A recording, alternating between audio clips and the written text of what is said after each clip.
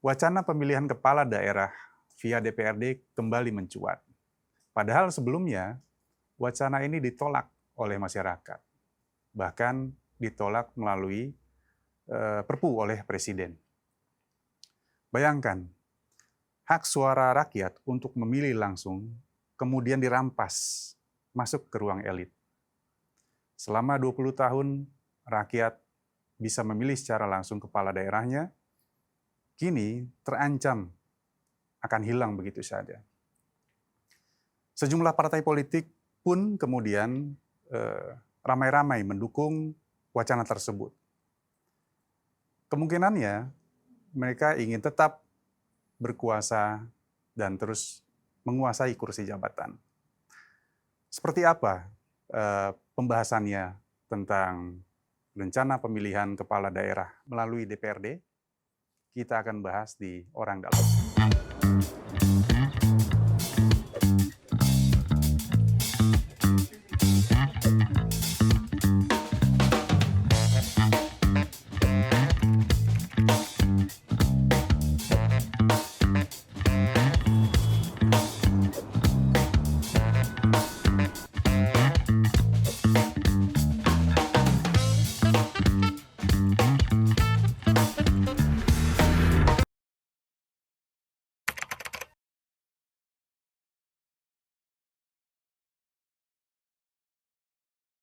Oke, bisa diceritakan nggak, Di, bagaimana proses awalnya wacana ini muncul hingga kemudian didukung oleh banyak partai politik? Berdasarkan liputan di lapangan dan penelusuran di lapangan ini seperti apa nih? Berdasar liputan di lapangan dan juga penelusuran oleh tim gitu ya, reporter juga mencoba mencari tahu wacana adanya pengembalian pilkada melalui DPRD itu juga terjadi ketika ulang tahun Golkar saat itu. Ketua umumnya Bahlil, dia mendukung rencana seperti itu dan dilanjutkan dengan partai-partai politik lainnya yang juga mendukung dengan wacananya itu. Tapi bukan siapa saja partai-partainya gitu. Namun yang hal esensial yang penting itu adalah publik harus paham kenapa kita mundur, gitu bang. Kenapa kita mundur? Dari banyaknya partai itu hanya sisa 2 partai yang awalnya menolak, PDIP dan Partai Demokrat. Lalu pekan lalu Partai Demokrat berwacana artinya mereka juga memikirkan ulang nih, apakah sikap Partai Demokrat perlu untuk mendukung wacana pemilihan kepala daerah melalui DPRD. Jadi publik harus paham bahwa di sini ada potensi kemunduran. Kenapa potensi? Karena politik itu juga sangat dinamis, perubahannya juga bisa cepat. Bisa jadi bulan ini beberapa partai itu mendukung pilkada lewat DPRD. Belum tentu bulan depan atau akhir tahun ini misalnya begitu kan. Nah itu jadi sangat dinamis. Cuma yang ramai juga ketika yang disorot adalah Partai Demokrat. Mereka putar badan, merencanakan itu juga ikut gabung dengan partai-partai lain yang juga ingin pilkada lewat DPRD itu dilakukan, Pak. Ada nggak informasi yang beredar di lapangan, apa sih yang menjadi latar belakang Partai Demokrat itu kemudian berbalik? Mereka mendukung wacana pemilihan kepala daerah ini melalui DPRD. Apakah karena ada rasa kekhawatiran mereka akan katakanlah didepak dari kabinet, atau juga karena faktor lain, misalkan rencana AHY untuk bisa melaju di 2029 untuk menjadi wapres? Kalau dari hasil wawancara saya dengan pakar politik begitu Bang ya, strategi ini bisa dilakukan oleh Demokrat untuk mengamankan dirinya, gitu kan, mengamankan diri karena Demokrat adalah partai yang seperti ditinggalkan gitu ya, dalam tanda kutip ditinggalkan karena partai lain mereka mendukung wacana pilkada lewat DPRD, tapi kenapa Demokrat belum gitu. Nah, hasil wawancara itu juga jadi basis dan hipotesis reporter gitu ya Bang, untuk bisa membaca peta perpolitikan gitu. Rata-rata partai itu beralasan adanya ongkos politik yang mahal Hmm. untuk bisa mengurangi korupsi juga begitu kan, dan tidak ada serangan fajar kepada warga, kepada calon pemilih begitu. Nah, sialnya nanti kalau pilkada lewat DPRD ini dilakukan, maka serangan fajar itu tidak lagi kepada warga, tidak Masyarakat. kepada pemilih gitu kan.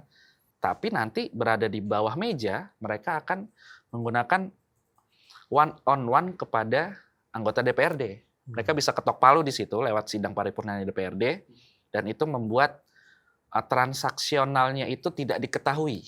Ya. Jadi mereka akan bermain senyap, dan bagaimana senyap itu tidak diketahui oleh publik, karena bisa jadi mereka akan main di dalam ruangan ber-AC, gitu kan, di auditorium hotel mana misalnya gitu, yang dibalut oleh sidang paripurna dan sidang-sidang lain, yang untuk bisa memuluskan langkah dari keinginan-keinginan elit DPRD itu sih, Pak. Ya artinya kalau kita berbicara tentang efisiensi, terus menghindari adanya uang-uang haram dalam tanda kutip, itu tidak efisien juga ya. Betul tadi yang dibilang, serangan fajar itu tidak langsung ke pemilih, Ya. tapi ada lobby-lobby politik yang lebih senyap dilakukan kepada anggota-anggota DPRD itu sendiri. Nah, sampai saat ini partai yang masih konsisten untuk menolak itu dari mana? Sejauh ini ada PDIP yang masih menolak gitu kan. Redaksi juga punya artikelnya tentang PDIP itu menolak dengan alasannya, masa mau sih kita kembali lagi ke adab yang mundur begitu ya gitu. Artinya kemunduran demokrasi itu ada. Nah, kemunduran demokrasi ini juga dilihat oleh beberapa pakar bahwa akhirnya dengan wacana seperti ini itu juga seperti ada gerhana, ada senjakala. Bagaimana Demokrat yang saat ini dipimpin oleh AHY itu kan meneruskan perjuangan bapaknya, Bapak SBY gitu. Ketika dulu Bapak SBY itu mengeluarkan Perpu nomor 1 dan nomor 2 tahun 2014 itu kan untuk menolak pilkada tidak langsung gitu kan. Nah, akhirnya setelah Perpu itu diteken, lalu pemilu-pemilu bergulir, sampai akhirnya ada wacana ini pada Januari ini, wacana Demokrat ingin untuk mendukung pemerintah, itu juga akan jadi kemunduran gitu. Kenapa? Karena Bapak SBY itu kan seperti kiper ya, seperti kiper, seperti penjaga gawang untuk demokrasi. Meskipun saat itu beliau juga merasa dan memahami kalau ada ada pihak-pihak yang merasa tidak suka gitu, atau merasa keputusannya menaikkan Perpu itu adalah suatu kesalahan begitu. Bahkan fakta itu setahu yang kita tahu sekarang ini itu diulang lagi sama beberapa publik bahwa Pak SBY sebenarnya saat itu tanggal 4 Desember 2014 dalam cuitannya di X itu pernah menyatakan bahwa rakyat Indonesia, SBY dan Partai Demokrat akan tetap memperjuangkan sistem pilkada dengan perbaikan sesuai aspirasi saudara semua. Bahkan ada tanda bintang SBY yang diketik langsung oleh beliau.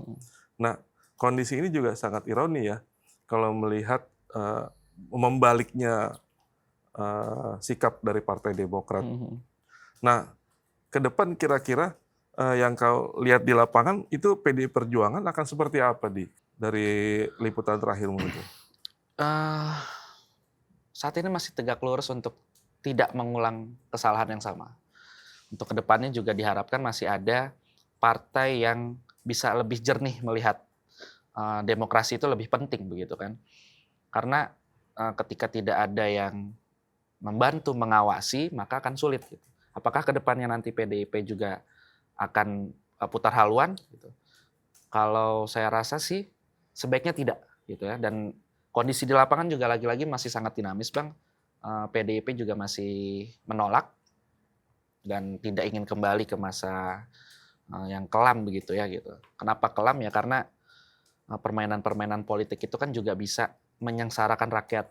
Warga jadi korban begitu kan. Dengan wacana pilkada untuk kembali dipilih oleh DPRD pun itu adalah potensi kekurangan yang harus dihadapi oleh demokrasi kita saat ini sih.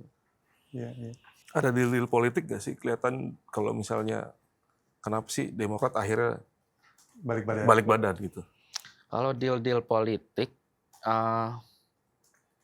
berdasarkan penelusuran tim juga gitu ya, itu kan masih ada dugaan-dugaan aja gitu. Apakah tadi takut ditendang dari kabinet kayak gitu kan, atau memang mereka juga punya cara untuk mengamankan tokoh-tokoh atau kader-kadernya Demokrat di wilayah itu, mereka bisa bermanuver seperti ini, gitu. Bisa bermanuver mendukung pemerintah, gitu kan disebut tetap mendukung, tetap sejalan dengan keinginan pemerintah gitu. Menambah nilai jual mungkin ya Bang ya?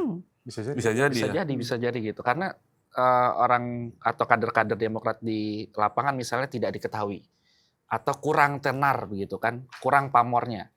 Daripada kalah di daerah karena kekurangan tokoh-tokoh atau kader-kader yang bagus yang punya nama begitu, akhirnya mereka bisa mengambil inisiatif, ya sudah kami ikut pemerintah gitu. Nah, deal-deal politik seperti itu kan publik juga tidak mengetahui gitu kan. Tapi secara umum juga publik melihat kalau deal-deal politik itu terjadi ya sudah lah ya. Bukan rahasia umum lagi kalau politik juga bisa ada deal-deal yang menguntungkan bagi elitnya, tapi juga satu sisi bisa membuat rakyat dan demokrasi ini turun jauh gitu Bang. Nah, ini kan kita bicara dari elitnya, kita bicara soal partainya. Tapi yang belum atau tidak diperhatikan oleh para elit dan para bagaimana dari faktor masyarakat sendiri? Mereka mendukungkah atau sebaliknya? Nah, informasi di lapangan kayak gimana? Sebenarnya untuk informasi di lapangan juga kita butuh bantuan survei, dan survei-survei sebelumnya juga pernah ada yang bikin apakah mau pemilu itu langsung atau tidak langsung begitu kan. Nah, kalau menurut saya pribadi dan juga pakar-pakar yang diwawancara itu ya perlu ada survei terbaru apa keinginan masyarakat gitu. Dan yang juga perlu jadi indikator adalah ketika elit itu membahas ongkos politiknya mahal untuk menghindari serangan fajar dan potensi korupsi lainnya, maka itu juga harus disurvei, harus dibuktikan apakah dengan adanya keinginan masyarakat untuk tidak atau melepaskan haknya untuk tidak ada pilkada lewat DPRD itu bakal menguntungkan atau tidak gitu. Nah, survei-survei secara nasional ini penting agar itu bisa jadi basis bacaan juga bagi pemerintah gitu, bagi parlemen gitu kan, bagi partai politik itu sendiri. Kalau mereka semua itu bisa membaca data secara komprehensif yang hasilnya juga bisa diketahui oleh partai politik begitu ya, apa yang diinginkan oleh rakyat, seharusnya partai politik ini juga mereka maunya maju gitu. Tidak perlu lagi kembali dipilih oleh DPRD karena harusnya ada kemajuan demokrasi ke depan yang itu harusnya lebih baik, yang harusnya juga bisa memihak rakyat, tidak hanya segelintir kelompok elit. Nah, terkait rilis juga menarik juga. Sebenarnya sudah ada sebenarnya yang melakukan survei di tanggal, kalau nggak salah Januari ini kalau nggak salah, itu keluar dari Lingkaran Survei Indonesia di NIJA. Di situ dia dalam survei itu disebutkan 65% masyarakat Indonesia itu menolak adanya pemilihan secara tidak langsung melalui DPRD. Bahkan di situ pun dijelasin Gen Z menolak keras adanya situasi ini. Nah, pertanyaan apakah partai politik ini akan terus melakukan hal-hal yang tidak diinginkan oleh masyarakat, itu harus kembali lagi ditanyakan kembali ke pemerintah dan para partai politik itu. Nah, artinya 65% berdasarkan survei yang sudah ada, itu kan menjadi bacaan umum dulu nih, karena masih ada satu lembaga kan gitu, belum ada lembaga-lembaga lain yang mungkin juga mereka bisa mengikuti langkah itu. Karena survei itu juga bagian dari penyelamatan demokrasi gitu.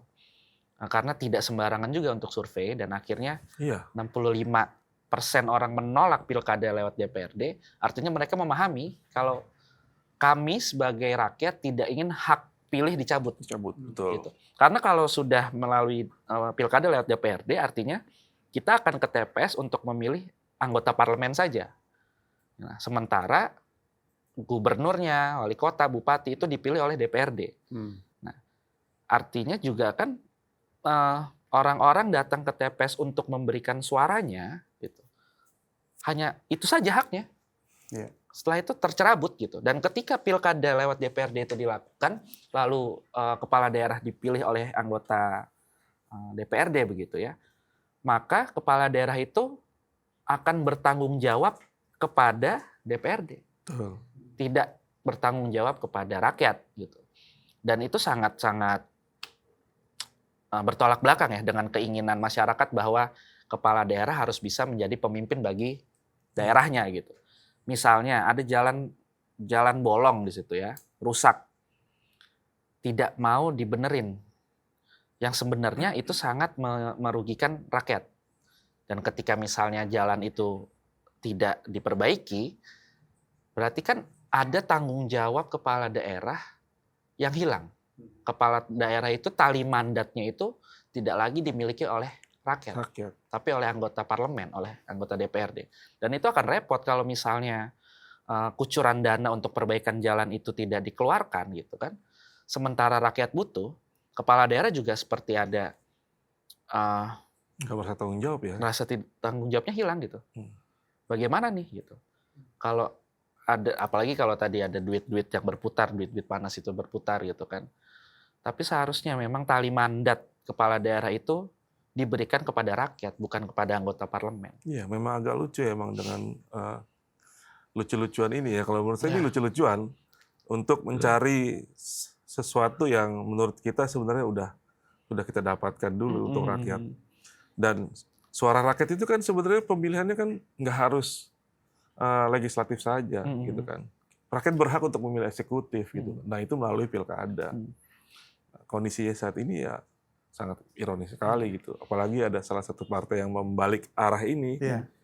Ya kalau kita bicara soal Partai Demokrat yang sebelumnya menolak tapi kemudian berbalik arah mendukung.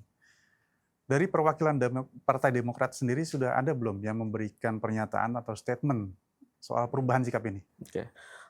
Terakhir itu hanya dari Bapak Dede Yusuf, itu kan, itu masih rencana dan juga nanti akan ditindaklanjuti. Nah, ditindaklanjutinya ini artinya Partai Demokrat juga menunggu sikap dari Ketua Umum, itu kan dari Pak AHY. Apakah akan lanjut mendukung demokrasi sebagai penjaga gawang seperti yang pernah Bapak beliau lakukan, atau malah putar haluan. Nah, sampai saat ini sikap resminya masih belum, karena dari anggota-anggota atau kader-kader Demokrat juga masih menunggu bagaimana sikap dari Ketua Umum gitu. Nah, tapi juga menarik Bang, ada pakar yang saya wawancarai itu berpendapat seperti ini.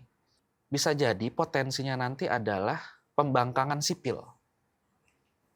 Pembangkangan sipilnya karena banyak hak-hak dari rakyat yang tergerus, yang diambil, gitu kan.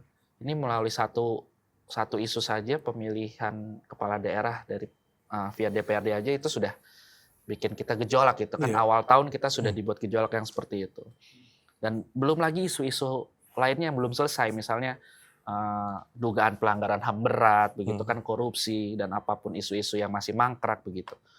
Pembangkangan sipil itu bisa saja terjadi, tapi kan pembangkangan sipil itu terjadi karena juga elitnya, karena pejabatnya juga bermain, gitu.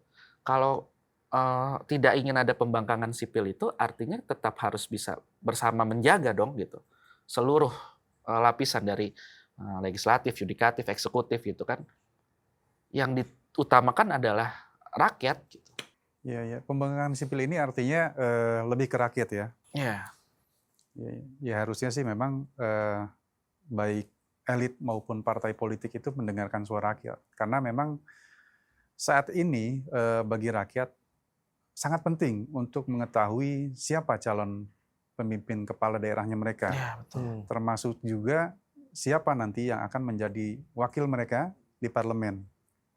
Nah, kalau kita berbicara soal efektivitas, efisiensi, dan segala macamnya, harusnya menurut para pakar yang diwawancarai atau menurut suara masyarakat, harusnya yang dilakukan apa sih? Publik perlu memahami perpolitikan negeri ini gitu. Artinya mereka juga perlu untuk belajar, ada edukasi. Selain edukasi lewat diskusi misalnya gitu kan, atau FGD, atau mereka bisa datang ke sebuah acara yang menyajikan bagaimana politik Indonesia ke depannya misalnya gitu. Nah, tapi juga perlu ada edukasi dari partai politik itu sendiri gitu. Ya. Nah, Memang agak naif ya. Memang agak naif. Sekarang ini money politik itu ya yang kita harus hadapi ya, dan itu harus bisa kita kontrol untuk kita rubah iya. Dan habitnya. transfer knowledge itu ya, transfer pengetahuan antara internal partai itu sendiri pun harusnya berjalan. Bagaimana mereka bisa untuk lebih kuat, bisa sesuai dengan ideologis partai, keinginan partai gitu kan, untuk bisa menyejahterakan rakyat dengan mereka menjadi perwakilan di parlemen gitu. Seharusnya mereka juga belajar itu sendiri, mengedukasi. Tapi kalau edukasi di internal partai itu tidak berjalan, edukasi politik itu juga tidak dilakukan, maka cara yang paling cepat adalah money politik. Dan itu yang dihadapi oleh rakyat kita kan sekarang gitu. Oke, ini memang masih menjadi wacana ya, rencana pemilihan kepala daerah melalui DPRD. Tapi terlepas dari itu, aspirasi masyarakat, apa yang diinginkan oleh masyarakat terkait kepala daerahnya, bagaimana rekam jejaknya, itu tetap harus diperhatikan oleh para elit dan partai politik. Jangan karena ambisi segelintir orang atau segelintir kelompok, kemudian hak masyarakat ini dirampas. Tidak ada lagi antrean di TPS, tidak ada lagi bilik suara, dan tidak ada lagi keceriaan di tempat pemungutan suara dari masyarakat dan antar masyarakat. Pembahasan lebih detailnya bisa dilihat di oreit.id. Terima kasih.